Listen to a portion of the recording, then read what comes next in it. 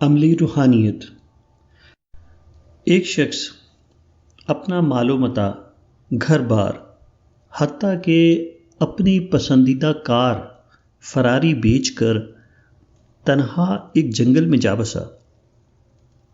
اس کی نقل مکانی کا مقصد وحید فقط یہ تھا کہ وہ مظاہر فطرت، مثلاً ہرے بھرے درختوں، کھلتے پھولوں، چہچہاتے پرندوں کے درمیان رہ کر روحانیت سے سرشار ہو۔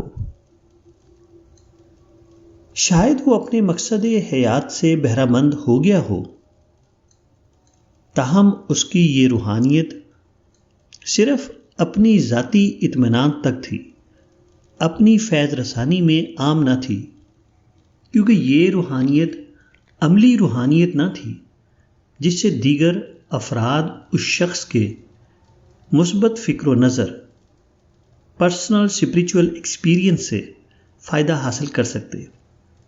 ایسے دو روحانی اشخاص کے درمیان زمین و آسمان کا فرق ہوتا ہے۔ ایک وہ شخص جو معاشرے میں رہتا ہے اور اپنے صالح اعمال، اسپریچول ایکسپیرئنس سے اپنے ساتھ رہنے والے افراد کو آسانیاں فراہم کرتا ہے۔ دوسرا وہ شخص جو گوشہ عزلت کو اپنا مسکن بناتا ہے، پھر زندگی گزار کر دنیا سے رخصت ہو جاتا ہے، کسی کے دکھ درد میں شریک نہیں ہوتا۔ روحانیت ایک ایسی صفت ہے جو ہر قسم کے تعمیری کاموں کو فروغ دیتی ہے اور انسان کو مثبت زاویہ نظر دیتی ہے۔ ہر معاشرہ اور قوم کو ایسے ہی روحانی افراد کی ضرورت ہوتی ہے جو مثبت سوچ اور تعمیری ذہن کے حامل ہوں۔ دوسری طرف جو شخص تارک الدنیا ہو کر تنہا جنگل میں چین اور سکون سے رہے گا، وہ تو اپنی قیمتی روحانی استعداد کو ضائع کر دے گا۔ لوگوں سے لا تعلق ہو کر گوشہ نشینی اختیار کرنا روحانیت سے استفادہ نہ کرنے کے مترادف ہے۔ یہ ظاہری طور پر روحانیت ہے، لیکن اس کی رسائی بہت معمولی ہے۔ حقیقت میں جب بھی مثالی معاشرہ تشکیل دیا جاتا ہے تو روحانی افراد، اسپریچول پرسن کی ضرورت ہوتی ہے، کیونکہ ایک روحانی معاشرہ اس کے سوا کچھ نہیں کہ وہ امن پسند اور بے ضرر افراد کا مجموعہ ہوتا ہے، اور یہی روحانیت کی اصل ہے جو انسان کو نیک انسان میں بدل دیتی ہے۔ ہمیں مہذب معاشرے کے قیام و بقا کے لیے ماہر دانشور افراد کی ضرورت ہوتی ہے۔ ماہرین کے بغیر ممکن نہیں کہ ہم ایک باضابطہ مہذب معاشرہ قائم کر سکیں۔ جیسے ماہر دانشور مہذب معاشرے کی ضرورت ہوتے ہیں، بالکل ویسے ہی روحانی افراد بھی سماج کی ضرورت ہوتے ہیں، کیونکہ روحانیت ایک شخص کو کردار، ایمانداری، فرض شناسی اور ذہنی مستعدی کے حوالے سے ایک صالح اور پختہ فکر بناتی ہے۔ اس لیے روحانی شخص بہترین رہنمائی فراہم کر سکتا ہے اور معاشرے کی گاڑی کو صحیح خطوط پر چلا سکتا ہے۔ یہی روحانیت ہے جس کو ہم نے عملی روحانیت کا نام دیا ہے۔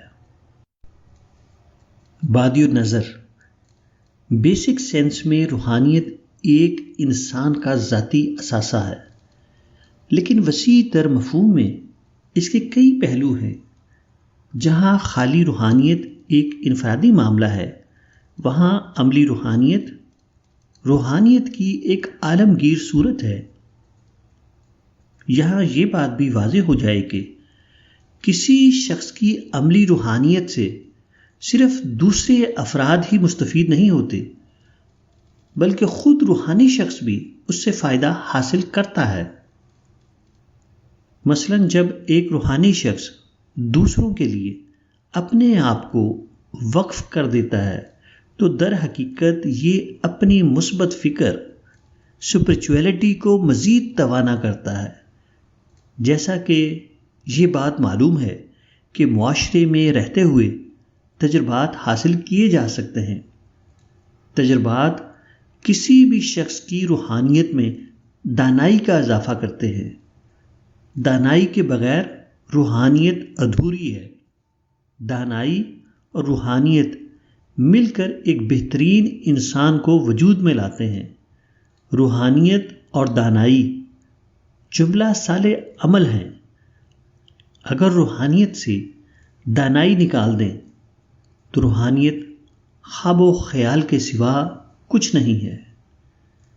روحانیت ایک باطنی خوبی ہے۔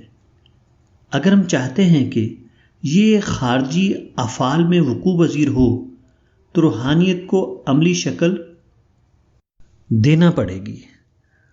عملی روحانیت سے مراد ہے کہ معاشرے میں مثبت فکر اور تعمیری سوچ کو فروغ دینے والا بن کر رہنا ہے۔